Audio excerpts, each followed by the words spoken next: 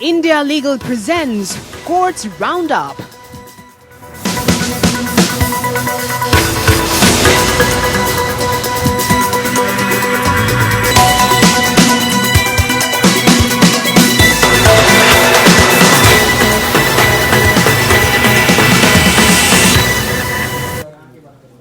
नमस्कार, courts roundup में स्वागत है आपका और मैं हूं आपके साथ नेहा दुबे। इस बुलेटिन में हम अगले आधे घंटे आपको कोर्ट से जुड़ी तमाम छोटी बड़ी खबरों से करवाएंगे रूबरू। कोर्ट की कार्रवाई और सुप्रीम कोर्ट से लेकर हाई कोर्ट और लोअर कोर्ट्स तक के फैसलों को रखेंगे आपके सामने, लेकिन आगे बढ़ने से पहले एक नजर हेडलाइंस पर। फर्जी अश्लील सीडी मामले में सुप्रीम कोर्ट ने दिल्ली या छत्तीसगढ़ के बाहर केस ट्रांसफर करने की दी इजाजत, तो छत्तीसगढ़ को पक्षकार बनाने की भी मिली अनुमति। मामले में भूपेश बघेल एक आरोपी। सुप्रीम कोर्ट ने चेक डिसऑनर मामले में अब आरोपी को करना पड़ेगा अपना बचाव। सेक्शन 139 के तहत कार्रवाई का दिया हवाला। ट्रैक्टर रैली में नवनीत मौत मामले पर दिल्ली हाईकोर्ट ने दिल्ली पुलिस से मांगी स्टेटस रिपोर्ट। पोस्टमार्टम करने वाले रामपुर अस्पताल से भी जवाब तलब। सौतेली बेटी का वर्षों तक यौन शोषण करने वाले पुजारी को केरल हाईकोर्ट ने दी आजीवन कारावास की सजा। कहा, अगर अभिभावक इस तरीके से व्यवहार करते हैं तो बेटियों की रक्षा कौन करेगा।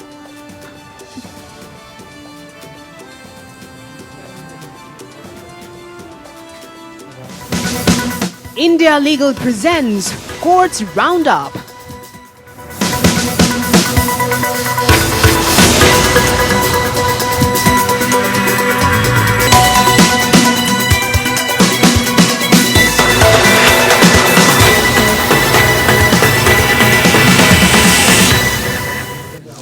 फर्जी अश्लील सीडी मामले में सुप्रीम कोर्ट ने दिल्ली या छत्तीसगढ़ के बाहर केस ट्रांसफर करने की इजाजत दे दी है। साथ में छत्तीसगढ़ को पक्षकार बनाने की भी अनुमति मिली है। कोर्ट ने कैलाश मुरारका के आवेदन पर सुनवाई कर रही थी और ऐसे में मामले में भूपेश बघेल एक आरोपी भी है।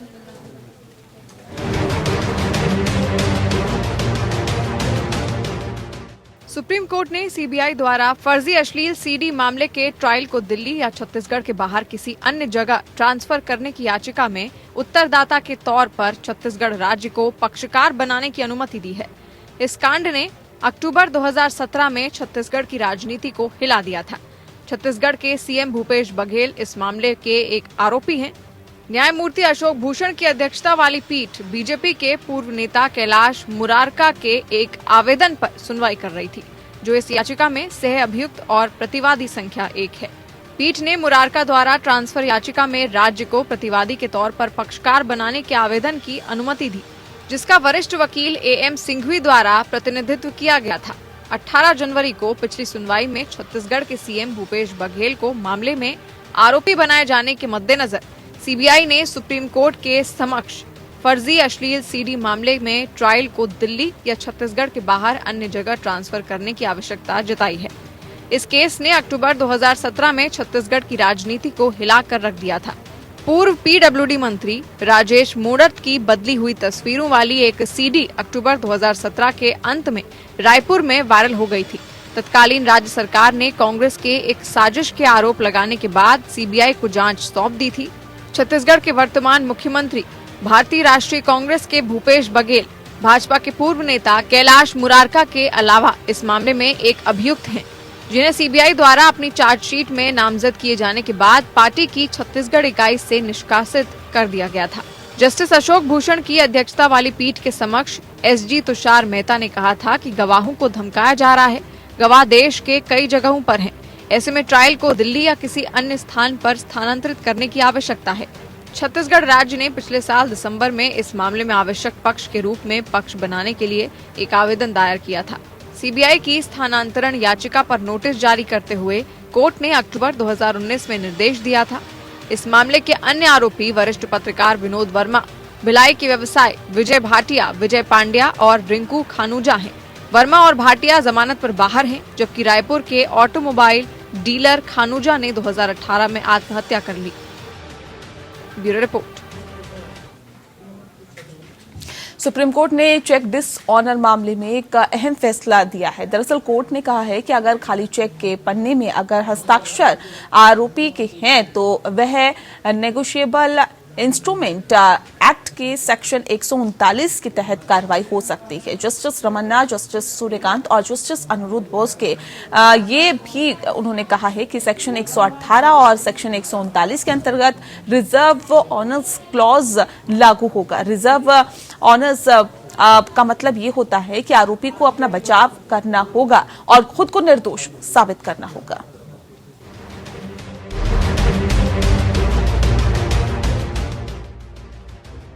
Justice N V Ramana, justice Suryakant और जस्टिस अनिरुद्ध बोस की पीठ ने कहा कि नेगोशिएबल इंस्ट्रूमेंट्स एक्ट की धारा 118 और धारा 139 के तहत उल्टा भार या लायबिलिटी चेक पर एक आरोपी के हस्ताक्षर के स्थापित होने के बाद ऑपरेटिव हो जाता है। हालांकि धारा 118 और धारा 139 के तहत उठाए गए अनुमान प्रकृति में खंडन करने योग्य है। एक संभावित बचाव को उठाए जाने की आवश्यकता है, जिसे पूर्व सिद्धांत के मानक को पूरा करना होगा और केवल संभावना को नहीं, पीठ ने कहा। इस मामले में उच्च न्यायालय ने न्यायिक मजिस्ट्रेट के आरोपी को बरी करने के आदेश को रद्द कर दिया था और ये ध्यान देने के बाद कि आरोपी ने चेक और डीड ऑफ अंडरटेकिंग दोनों पर अपने हस्ताक्षर स्वीकार कर लिए हैं, उसे नेगोशिएबल इंस्ट्रूमेंट एक्ट की धारा 138 के तहत दोषी ठहराया और इस तरह दायित्व को स्वीकार किया है। उच्च न्यायालय द्वारा लिए गए दृष्टिकोण से सहमत होते हुए सर्वोच्च न्यायालय की पीठ ने कहा कि ट्रायल कोर्ट ने प्रावधानों की पूरी तरह से अनदेखी की और धारा 118 और एनआई एक्ट की धारा 139 के तहत बनाए गए वैधानिक अनुमान की सराहना करने में विफल रहा। कानून ये बताता है कि एक बार चेक लिखने पर किसी आरोपी के हस्ताक्षर को स्थापित कर दिया जाता है तो ये उल्टा भार खंड ऑपरेटिव बन जाते हैं। ऐसी स्थिति में उस पर लगाए गए अनुमान का निर्वहन करने के लिए आरोपी पर दायित्व शिफ्ट हो जाता है। एक बार जब द्वितीय अपीलकर्ता ने चेक और डीड पर अपने हस्ताक्षर स्वीकार कर लिए थे, ट्रायल कोर्ट को मानना चाहिए था कि चेक को कानूनी रूप से प्रवर्तनीय ऋण के लिए जारी किया गया था। ट्रायल कोर्ट ने उस समय गलती की जब उसने शिकायतकर्ता प्रतिवादी को उन परिस्थितियों की व्याख्या करने के लिए बुलाया जिसके तहत अपीलकर्ता भुगतान करने के लिए उत्तरदायी थे। ट्रायल कोर्ट का ऐसा दृष्टिकोण सीधे स्थापित कानूनी स्थिति के विपरीत था, जैसा कि ऊपर चर्चा की गई है, और कानून की एक पेटेंट त्रुटि के समान है। पीठ ने देखा कि इस मामले में अभियुक्तों द्वारा उठाया गया बचाव आत्मविश्वास दिलाने में या संभाव्यता के पूर्व निर्धारण के मानक को पूरा नहीं करता है। अभियुक्त द्वारा उठाया गया एक और तर्क ये था कि ट्रायल कोर्ट का दृष्टिकोण एक संभावित दृष्टिकोण था और उच्च न्यायालय ने पेटेंट अवैधता की और बरी करने को उलटने में अपने अधिकार क्षेत्र को पार कर गया। पीठ ने शिकायतकर्ता की याचिका को खारिज कर दिया जिसमें बढ़े हुए मुआवजे की मांग की गई। पीठ ने मुआवजे के दावों के फैसले के बारे में ये टिप्पणियां की। हम तय सिद्धांतों के बारे में सचेत हैं कि एनआईए के अध्याय 17 का उद्देश्य न केवल दंडात्मक है बल्कि प्रतिपूरक और पुनर्स्थापना भी है। एनआईए के प्रावधान चेक के अनादर के लिए चेक राशि पर आपराधिक दायित्व के साथ साथ सिविल दायित्व भी है। Bureau report. और चलिए ज्यादा जानकारी के लिए शिवम शर्मा का रुख करते हैं जो कि अधिवक्ता हैं। शिवम, दरअसल आपसे जानना चाहेंगे कि चेक का डिसऑनर मामले में सुप्रीम कोर्ट ने क्या कुछ फैसला दिया है, हमें तफसील से बताएं।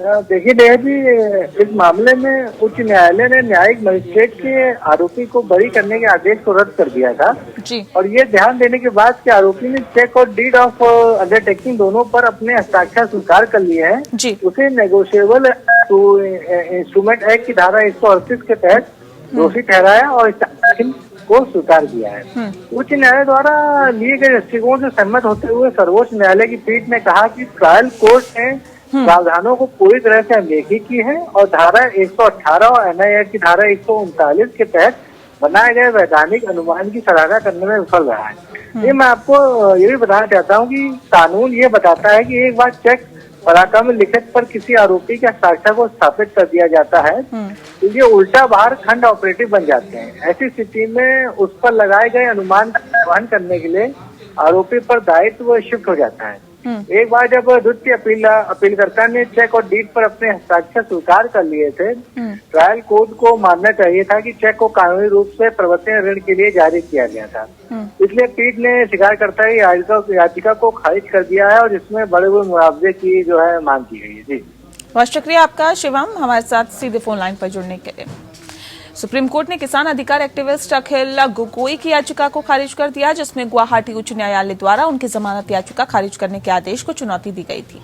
न्यायमूर्ति एन.वी. रमन्ना, न्यायमूर्ति सूर्यकांत और न्यायमूर्ति अनिरुद्ध बोस के 3 न्यायाधीशों की पीठ ने गोगोई के खिलाफ आरोपों के अंदर आलोक में इस समय जमानत देने से इनकार कर दिया। सुनवाई के दौरान गोगोई की ओर से पेश वरिष्ठ अधिवक्ता जयदीप गुप्ता ने कहा कि सीएए के विरोध में बड़े पैमाने पर आंदोलन हुआ था, इसका आतंकवाद से कोई संबंध नहीं है। कुछ ऐसे उदाहरण थे जहां कुछ स्थानों पर हिंसा हुई थी, लेकिन इस बात के कोई सबूत नहीं है कि याचिकाकर्ता इसका जिम्मेदार है।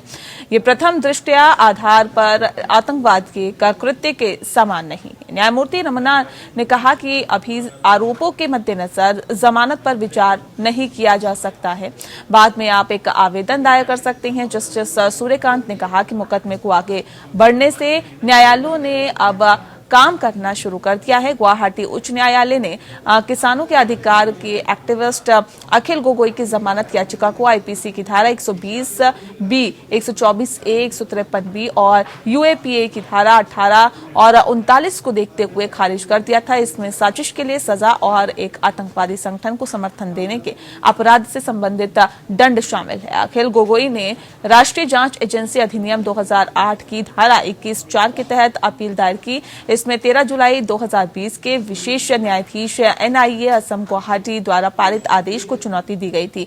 चार्जशीट के अनुसार गोगोई के खिलाफ मामला ये है कि उन्होंने एंटी-सीएए आंदोलन के दौरान हिंसक विरोध प्रदर्शन का नेतृत्व किया, जिसका उद्देश्य भारत में जाति, पंथ और धर्म के बावजूद सभी वर्गों के लोगों में आतंक फैलाना है।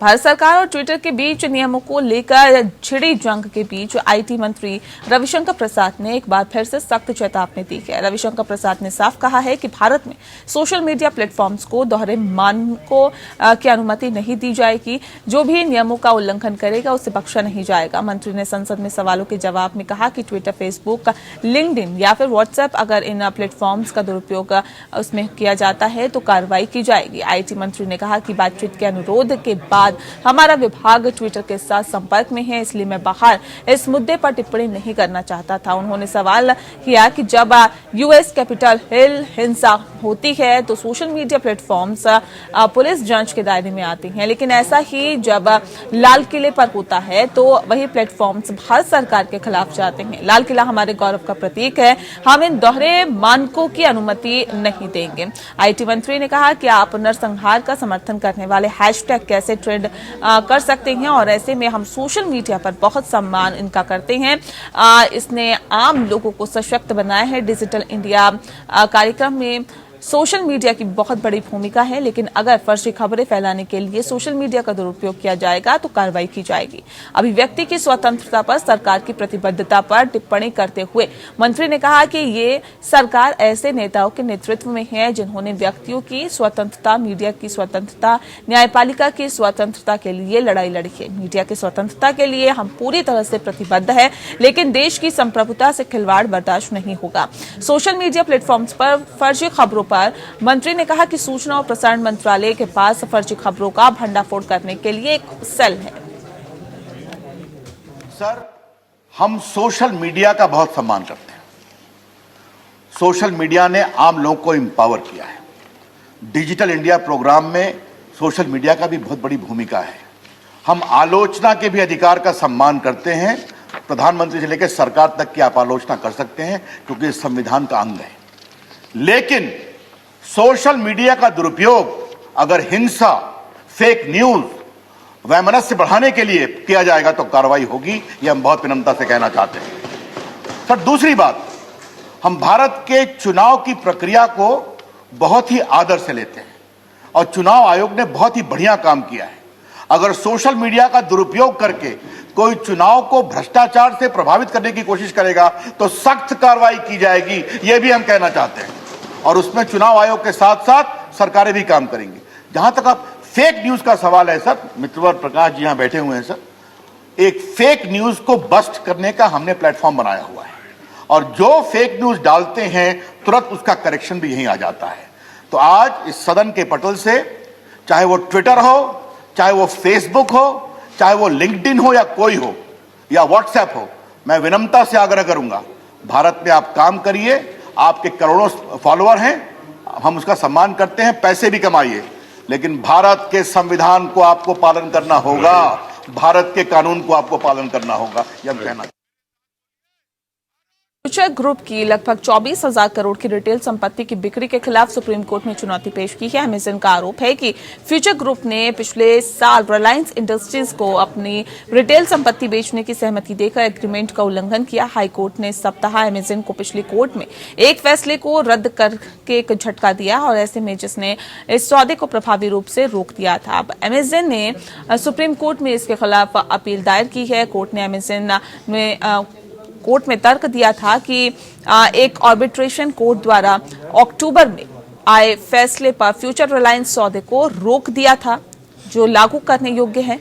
दिल्ली के कोर्ट के जज ने हाल में ही अमेजन के पक्ष में फैसला सुनाया, जिसमें इस सौदे को रोक दिया था। उस फैसले को सोमवार को 2 जज पीठ ने पलट दिया था। सूत्रों ने कहा है कि अमेजन सुप्रीम कोर्ट में चुनौती देगा कि आर्बिट्रेशन कोर्ट का आदेश लागू करने योग्य है। ये विवाद फ्यूचर के उस फैसले से जुड़ा है जिसमें कंपनी ने अगस्त में अपना रिटेल थोक और कुछ अन्य व्यवसाय को कर्ज सहित लगभग 24,000 करोड़ डॉलर में रिलायंस को बेच दिया था। अमेजन का तर्क है कि 2019 में फ्यूचर यूनिट के साथ हुए एक अलग सौदे में यह क्लॉज था कि फ्यूचर ग्रुप रिलायंस सहित प्रतिबंधित व्यक्तियों की सूची में किसी को भी अपना रिटेल संपत्ति नहीं बेच सकता। भारत के दूसरे सबसे बड़े रिटेलर फ्यूचर ग्रुप के पास 1700 से ज्यादा स्टोर है। फ्यूचर ग्रुप ने कहा कि अगर रिलायंस के साथ ही उसकी डील फेल होती है तो वह पैसा जुटाने के लिए कोई और रास्ता तलाश सकती है। पटियाला हाउस कोर्ट में टीआरपी घोटाले से संबंधित व्हाट्सएप चैट के संबंध में रिपब्लिक टीवी के खिलाफ कथित रूप से मानहानि संबंधी बयान देने के लिए टाइम्स नाउ की नाविका कुमार के खिलाफ ARG outlier media private limited द्वारा दायर मानहानि शिकायत का संज्ञान लिया गया। आपको बता दें कि ARG outlier media private limited news channel Republic TV की मूल कंपनी है। पटियाला हाउस कोर्ट में अतिरिक्त मुख्य मेट्रोपॉलिटन मजिस्ट्रेट चंद्रजीत सिंह ने 8 जून को पूर्व सम्मन सबूत के लिए मामला तय किया। अधिवक्ता विजय अग्रवाल एआरजी आउटलेयर मीडिया के लिए उपस्थित हुए। मानहानि की शिकायत नाविका कुमार द्वारा 18 जनवरी 2021 को एक प्रसारण के बाद दर्ज की गई थी। शिकायत के अनुसार कुमार ने टीआरपी घोटाले के सिलसिले में रिपब्लिक टीवी के editor in chief Arnab Goswami के व्हाट्सएप चैट के बारे में विकृत और गलत बयान दिए। शिकायत में आरोप लगाया गया कि कुमार ने लापरवाह और घोर बदनाम करने वाली सामग्री को उगल दिया है और टीवी पर उसी को प्रसारित किया, उन्हें इंटरनेट पर प्रकाशित किया। ये आरोप लगाया गया कि कुमार द्वारा प्रसारित अपमानजनक सामग्री पेशेवर एशिया का परिणाम थी।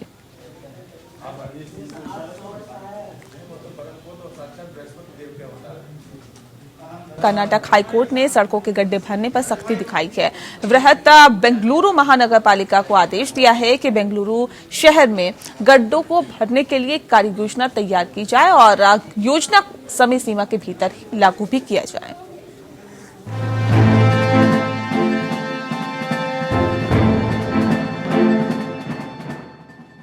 कर्नाटक हाईकोर्ट ने बृहत बेंगलुरु महानगर पालिका या बीबीएमपी को निर्देश दिया है कि बेंगलुरु शहर में प्राथमिकता के आधार पर गड्ढों को भरने के लिए एक कार्य योजना प्रस्तुत की जाए और उक्त कार्य योजना को समय सीमा के भीतर लागू किया जाए। न्यायमूर्ति बीवी नागरत्न और न्यायमूर्ति एमजी उमा की खंडपीठ ने कहा, पहले ये सुनिश्चित करने के लिए बीबीएमपी की ओर से ये दृढ़ संकल्प होना चाहिए कि बंगलौर शहर में सड़कें गड्ढा मुक्त होंगी। हाल ही में हुए एक खराब सड़क के कारण हुए एक हादसे में एक मेडिकल छात्र की मौत हो गई थी। पीठ ने कहा, कल्पना कीजिए कि सड़कों पर गड्ढों के कारण लोगों के साथ हादसे हो रहे हैं और उनके परिवार की दुर्दशा की कल्पना कीजिए। अपने आदेश में पीठ ने कहा, हालांकि इस रिट याचिका में कई आदेश दिए गए हैं। तथ्य ये है कि गड्ढे अभी भी न केवल बेंगलुरु की मुख्य सड़कों पर बल्कि अन्य छोटी सड़कों पर भी बने हुए हैं। ये एक ऐसा सार्वजनिक तथ्य है जो यात्रियों को परेशान कर सड़कों पर आगे बढ़ने के दौरान गड्ढों से बचने के दौरान 2 पहिया वाहनों के साथ साथ 4 पहिया वाहनों में सवार यात्रियों की भी मौत हो गई है। इस रिट याचिका में कई दिशा निर्देश जारी किए जाने के बावजूद समस्या अभी भी बनी हुई है।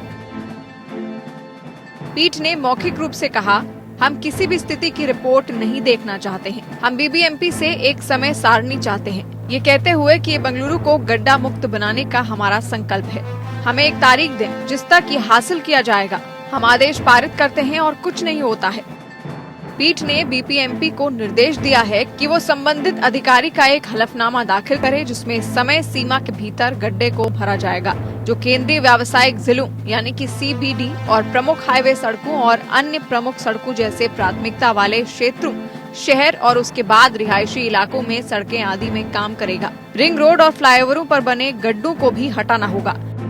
हलफनामा अदालत को दिया गया एक वचन होगा। इसे 2 मार्च तक अदालत में दाखिल किया जाना है। पिछली सुनवाई में पीठ ने Karnataka state legal services authority को Bengaluru urban district legal services authority के सेक्रेटरी के साथ मिलकर पैरा लीगल वॉलंटियर्स और एडवोकेट्स का पैनल बनाने का निर्देश दिया था, जो उन्हें सौंपे गए काम को करने के लिए तैयार हो। सचिव बीबीएमपी के कार्य क्षेत्र के अनुसार विभिन्न क्षेत्रों में सार्वजनिक सड़कों की पहचान करेंगे और इसके लिए पैरा लीगल ऐसे वॉलंटियर्स का गठन करेंगे जो वॉलंटियर्स निःशुल्क काम करने के लिए तैयार हैं। ये निर्देश वर्ष 2015 में विजयन मेनन द्वारा दायर जनहित याचिका की सुनवाई के दौरान दिया गया था, जिसमें शहर की सड़कों की खराब स्थिति पर प्रकाश डाला गया था।